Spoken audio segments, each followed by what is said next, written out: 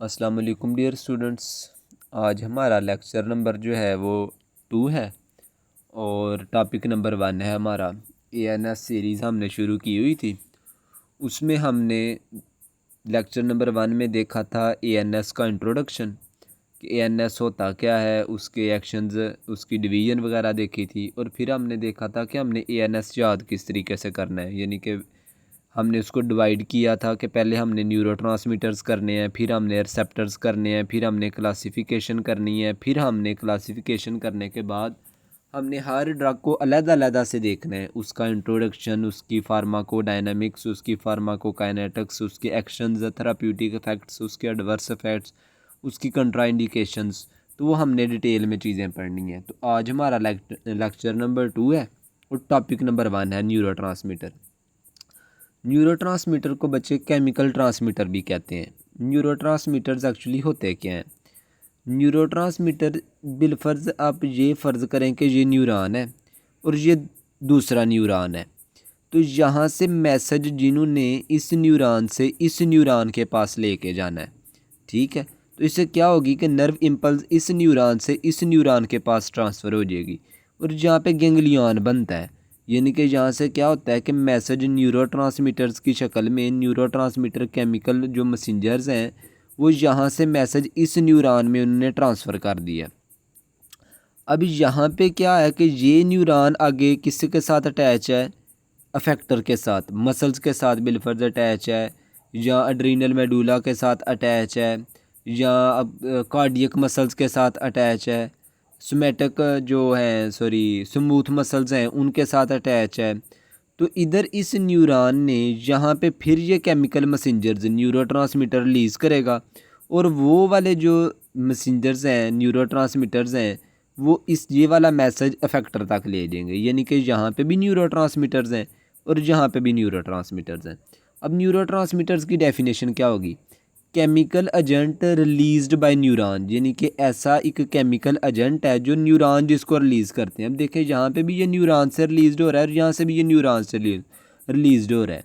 To stimulate neighbouring neurons, यानी कि अपना जो करीब वाला न्यूरॉन है ये उसको स्टिमुलेट कर देगा, और मसल्स और ग्लैंड्स, या फिर ये क्या करेगा, न्यूरोट्रांसमीटर मसल्स या ग्लैंड्स को एक्टिवेट कर देगा, स्टिमुलेट कर देगा। इन दोनों में से एक काम करेगा न्यूरोट्रांसमीटर, यानी कि ये न्यूरॉन से रिलीज़ होंगे तो या तो ये अपने आगे वाले न्यूरॉन को एक्टिवेट कर देंगे या फिर ये अपना जो अफेक्टर आर्गन है उसको स्टिमुलेट कर देंगे। Thus allowing impulse to be passed from one cell to the next. इससे क्या होगा कि नर्व इम्पल्स एक सेल से दूसरे सेल में चली जाएगी, यानी कि यहाँ से अगर न्यूरोट्रांसमीटर होंगे इस न्यूरॉन से रिलीज़ होंगे और इस न्यूरॉन में जाएंगे, तो इससे क्या होगा कि यहाँ से नर्व इम्पल्स इसके पास चली जाएगी। अब यहाँ से अगर रिलीज होंगे तो इधर तो नर्व इम्पल्स यहाँ से यहाँ पे चली जाएगी और ये अपना क्या करेगा, इफेक्ट शो करेगा। अब यहाँ पे सनैप्स बनती है और सनेप्टिक लेफ्ट होता है। ये चीज़ें जो हैं फर्स्ट ईयर में डिटेल में हम पढ़ के आए हैं। अब न्यूरोट्रांसमीटर्स की अगर बात करें ना, तो जो पैरासिम्पैथेटिक नर्वस सिस्टम का न्यूरोट्रांसमीटर होता है ना, वो होता है एसिटाइलकोलिन। और जो न्यूरोट्रांसमीटर होता है ना सिम्पैथेटिक ना, क्योंकि हमने एएनएस पढ़ना है ना, तो एएनएस की हमने डिवीजन की हुई थी, यानी कि पैरासिम्पैथेटिक नर्वस सिस्टम और sympathetic nervous system. Parasympathetic nervous system का जो न्यूरोट्रांसमीटर है ना वो एसिटाइलकोलिन है।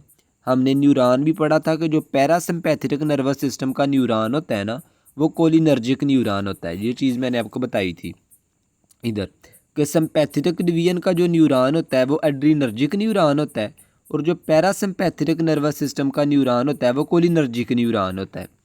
तो जो पैरासिम्पैथेटिक का न्यूरॉन होगा वो कोलिनर्जिक न्यूरॉन होगा और जो पैरासिम्पैथेटिक का न्यूरोट्रांसमीटर होगा वो एसिटाइलकोलिन होगा। यानी कि ये अगर न्यूरॉन पैरासिम्पैथेटिक का है तो इसको हम कोलिनर्जिक न्यूरॉन कहेंगे, और यहाँ से अगर जो न्यूरोट्रांसमीटर रिलीज होगा वो एसिटाइलकोलिन होगा। तो हमने पढ़ा था कि सिम्पैथेटिक का जो न्यूरॉन होता है वो एड्रीनर्जिक न्यूरॉन होता है। तो अगर ये यानी कि न्यूरॉन सिम्पैथेटिक का है तो उसको हम एड्रीनर्जिक न्यूरॉन कहेंगे, और ये जो न्यूरोट्रांसमीटर होगा वो एपिनेफ्रीन होगा या नॉर एपिनेफ्रीन होगा। अब ये जो चीज़ है ना ये बच्चों आपने बड़े गौर के साथ समझनी है, बड़े गौर से। अब क्या है कि न्यूरॉन तो चलो हमने पढ़ लिए कि दो किस्म के होते हैं, जो कोलिनर्जिक हो गया और एड्रीनर्जिक, सिंपैथेटिक का और पैरासिम्पैथेटिक का।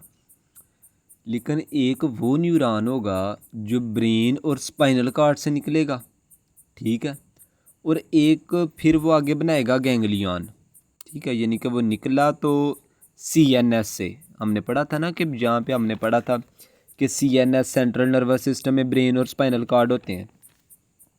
तो इस न्यूरॉन की जो सेल बॉडी है ना, ये न्यूरॉन की सेल बॉडी होता है, आपको पता है, ये डेंड्राइट, ये उसका साइटोप्लाज्म, ये उसका न्यूक्लियस और ये एक्सॉन होता है आगे। तो इसकी जो सेल बॉडी है वो सेंट्रल नर्वस सिस्टम यानी कि CNS से निकल रही है। तो सारे न्यूरॉन निकलने तो CNS से ही हैं, इन्होंने मैसेज लेके आना है, पैगाम लेके आना है।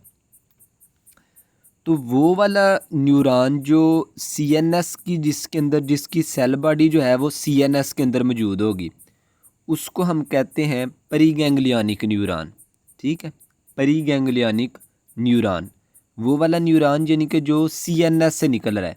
अब ये वाला जो है, ये वाला, ये परिगैंग्लियनिक न्यूरॉन है, ठीक है, और ये न्यूरॉन जो आगे क्या कर रहा है, मैसेज इस परिगैंग्लियनिक न्यूरॉन से लेकर अफेक्टर तक लेके जा रहा है। अब यहाँ पे अफेक्टर है यानी कि ग्लैंड्स हैं, आगे मसल्स होंगे, स्मूथ मसल्स, ये पोस्ट गैंग्लियनिक न्यूरॉन है, ठीक है। अब ये देखें, ये न्यूरॉन कहाँ से निकल रहा है, CNS से निकल रहा है ना, तो ये न्यूरॉन CNS से निकल रहा है और ये है पेरीगैंग्लियनिक न्यूरॉन और ये है पोस्ट गैंग्लियनिक न्यूरॉन, ठीक है। अब बात करते हैं कोलिनर्जिक और एड्रीनर्जिक, वो अपनी जगह पे मौजूद है। अब ये वाले जो न्यूरॉन है ना, ये वाले, ये क्योंकि सिंपैथेटिक है तो ये अब होंगे एड्रीनर्जिक न्यूरॉन, यानी कि ये भी एड्रीनर्जिक है, ये भी एड्रीनर्जिक है।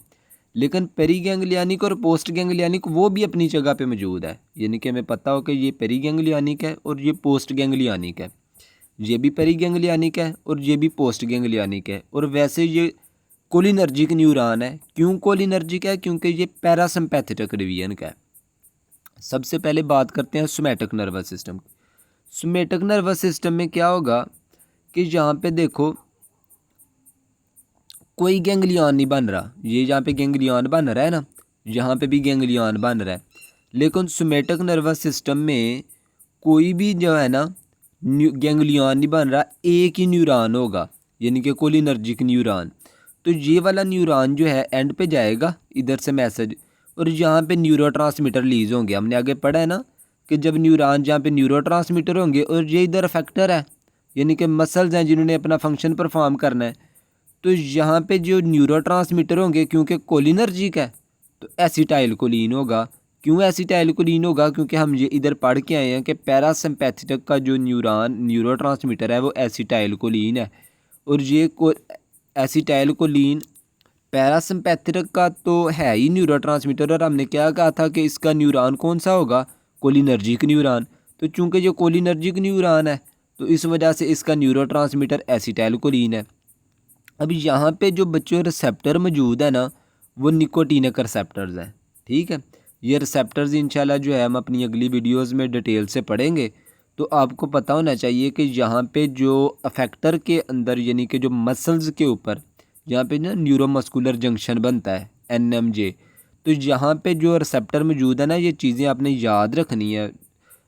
वाइवा पॉइंट ऑफ व्यू से भी इम्पोर्टेंट है, एज अ कंसेप्ट आपको वैसे भी पता होना चाहिए कि अब यहाँ पे जो रिसेप्टर है वो निकोटीनिक रिसेप्टर है। अब ये किस क्लास का रिसेप्टर है ये हम आगे जाके पढ़ेंगे। यहाँ पे कोई गैंग्लियन नहीं बनता सोमैटिक नर्वस सिस्टम में। ऑटोनोमिक नर्वस सिस्टम आपको पता है कि सिंपैथेटिक डिवीजन होती है और पैरासिम्पैथेटिक डिवीजन होती है। अब जो सिंपैथेटिक डिवीजन होती है ना उसमें क्या होगा कि ये है पेरीगैंग्लियनिक न्यूरॉन। पेरीगैंग्लियनिक क्योंकि सेंट्रल नर्वस सिस्टम से निकल रहा है और यहाँ पे ये न्यूरोट्रांसमीटर रिलीज़ करेगा। न्यूरोट्रांसमीटर कौन सा? Acetyl choline. यानी कि ये न्यूरॉन है सिंपैथेटिक डिवीजन का, लेकिन इसके जो गैंग्लियन में न्यूरोट्रांसमीटर रिलीज़ हो रहा है ना बच्चों, वो एसिटाइल कोलिन है, ठीक है। जहाँ पे जो न्यूरॉन गैंग्लियन में जहाँ पे भी रिलीज़ होगा ना, ये भी यहाँ पे भी गैंग्लियन देखें, यहाँ पे भी गैंग्लियन देखें, और यहाँ पे भी ये देखें कि एसिटाइल कोलिन जो है वो एज अ न्यूरोट्रांसमीटर यूज़ होगा। अब ये सिंपैथेटिक डिवीजन है तो सिंपैथेटिक डिवीजन का ये न्यूरॉन है प्री गैंग्लियनिक, और यहाँ पे ये न्यूरोट्रांसमीटर रिलीज़ कर रहा है एसिटाइलकोलिन, और ये एसिटाइलकोलिन जिस रिसेप्टर जो यहाँ पे मौजूद है ना वो निकोटीनिक रिसेप्टर्स हैं। तो निकोटीनिक रिसेप्टर के साथ जाके अटैच होगा और अगले न्यूरॉन में चला जाएगा और यहाँ पे बनेगा गैंग्लियन। तो यहाँ पे जाके आगे जो न्यूरोट्रांसमीटर रिलीज़ होगा ना वो नॉरएपिनेफ्रिन है, क्योंकि ये बेसिकली तो सिंपैथेटिक डिवीजन है। तो सिंपैथेटिक ने अपना काम परफॉर्म करना है, अपना फंक्शन परफॉर्म करना है, तो न्यूरोट्रांसमीटर नॉरएपिनेफ्रिन ही है। तो जहाँ पे ग्लैंड्स पे बिलफर्ज ये जाके अपना इफेक्ट शो करेगा, और जहाँ पे जो रिसेप्टर मौजूद होंगे ना वो एड्रीनर्जिक रिसेप्टर्स मौजूद होंगे। एड्रीनर्जिक रिसेप्टर क्यों होंगे? क्योंकि सिंपैथेटिक डिवीजन है। आप कंफ्यूज ना हो, मैं एक दफ़ा फिर आपको जो है ना कर देता हूँ ताकि ये आपके लिए परेशानी ना बने कि एएनएस है। तो एएनएस में हमने डिवीजन पढ़ी है सिंपैथेटिक डिवीजन और पैरासिम्पैथेटिक डिवीजन। ये थोड़ा सा कंसेप्ट सा, लेकिन आप समझें। तो सिंपैथेटिक डिवीजन का जो न्यूरॉन है ये पेरीगैंग्लियनिक न्यूरॉन है। तो पेरीगैंग्लियनिक न्यूरॉन जो न्यूरोट्रांसमीटर रिलीज़ करेगा ना वो एसिटाइलकोलिन होगा। अब एसिटाइलकोलिन तो पैरासिम्पैथेटिक नर्वस सिस्टम का न्यूरोट्रांसमीटर है, लेकिन जहाँ पे यही रिलीज़ होगा और निकोटीनिक रिसेप्टर के साथ अटैच होगा और अगले न्यूरॉन में नर्व इम्पल्स चली जाएगी। अब ये सिंपैथेटिक हम पढ़ रहे हैं, तो यहाँ पे जो न्यूरोट्रांसमीटर रिलीज़ होगा ना वो नॉरएपिनेफ्रिन रिलीज़ होगा, और जहाँ पे जो रिसेप्टर मौजूद होंगे वो एड्रीनर्जिक रिसेप्टर मौजूद होंगे। अब आगे आ जाए, ये जो न्यूरॉन है अब ये कोई गैंग्लियन नहीं बना रहा आगे जाके, ये न्यूरॉन है, इसने मैसेज पकड़ा यहाँ से, जहाँ पे एसिटाइलकोलिन रिलीज़ हुए, और ये एड्रीनल मेडुला है, adrenal cortex, adrenal medulla, adrenal gland हमने पढ़ा था जो किडनी के ऊपर मौजूद होता है। तो यहाँ पे जाके जब एसिटाइलकोलिन जाके एड्रीनल मेडुला पे जाते हैं ना, तो वो आगे क्या करता है कि एपिनेफ्रिन और नॉरएपिनेफ्रिन यानी कि ये रिलीज़ करता है। यहाँ पे देखें सिर्फ नॉरएपिनेफ्रिन रिलीज़ हुआ है, लेकिन क्या करेगा एड्रीनल मेडुला, एपिनेफ्रिन भी रिलीज़ करेगा और नॉरएपिनेफ्रिन भी रिलीज़ करेगा। ये क्या करेंगे आगे जाके एड्रीनर्जिक न्यूरॉन पे जाके। एक बात आपने याद रखनी है, एसिटाइलकोलिन जो है वो जब भी जाके अटैच हो सकता है ना, तो वो सिर्फ या तो निकोटीनिक के साथ जाके अटैच हो सकता है, तो या फिर मस्कैरिनिक के साथ जाके अटैच हो सकता है एसिटाइलकोलिन। और जो है ना एपिनेफ्रिन और नॉरएपिनेफ्रिन, ये चूँकि उसके न्यूरोट्रांसमीटर हैं सिंपैथेटिक के, तो ये जाके अटैच होते हैं एड्रीनर्जिक रिसेप्टर के साथ। ठीक है जी, जब हम रिसेप्टर डिटेल में पढ़ेंगे ना तो फिर आपका कंसेप्ट मज़ीद क्लियर हो जाएगा। क्या मैंने बात की है कि जो पैरासिम्पैथेटिक है ना, तो इनका न्यूरोट्रांसमीटर होता है एसिटाइलकोलिन, तो इनके जो रिसेप्टर भी होने हैं ना वो पैरासिम्पैथेटिक वाले रिसेप्टर होने हैं ना। तो पैरासिम्पैथेटिक के दो रिसेप्टर होते हैं, एक होता है मस्कैरिनिक और एक होता है निकोटीनिक। ठीक है, और जो सिंपैथेटिक है ना इनका रिसेप्टर होता है एड्रीनर्जिक। तो इसका मतलब ये हुआ कि एसिटाइलकोलिन ने जहाँ जाके मस्कैरिनिक के साथ अटैच होना है या निकोटीनिक के साथ अटैच होना है बस। और जो एपिनेफ्रिन है ना या नॉरएपिनेफ्रिन है, उसने जाके सिर्फ निकोटीनिक रिसेप्टर के साथ अटैच होना है बस। तो यही बात यहाँ पे प्रूव हो रही है। अब ये देखें एसिटाइलकोलिन है तो निकोटीनिक के जाके अटैच हो रहा है, क्यों? क्योंकि एसिटाइलकोलिन निकोटीनिक या मस्कैरिनिक के साथ अटैच हो रहा है। एसिटाइलकोलिन है निकोटीनिक के साथ जाके अटैच हो रहा है, एसिटाइलकोलिन है निकोटीनिक, ये मस्कैरिनिक के साथ भी जाके अटैच होगा जी, हम आगे डिटेल में समझेंगे। फिर आगे देखें, ये एसिटाइलकोलिन है तो यहाँ पे भी जो रिसेप्टर मौजूद होंगे ना वो निकोटीनिक रिसेप्टर ही होंगे। ठीक है, अब क्या होगा कि जहाँ पे देखें कि ये नॉरएपिनेफ्रिन था, तो ये जब जाके आगे अटैच हो रहा है ना मसल्स के साथ, ग्लैंड्स के साथ, अपने फैक्टर के साथ, तो यहाँ पे एड्रीनर्जिक रिसेप्टर है। नॉरएपिनेफ्रिन एपिनेफ्रिन जब अटैच होंगे ब्लड वेसल्स के साथ, स्मूथ मसल्स के साथ, किसी भी ग्लैंड्स के साथ या कार्डियक मसल्स के साथ, तो यहाँ पे जो रिसेप्टर होगा वो एड्रीनर्जिक रिसेप्टर होगा। तो यहाँ पे देखें गैंग्लियन बना, तो ये आगे न्यूरॉन है, तो ये जाके जब अटैच होगा तो यहाँ पे देखें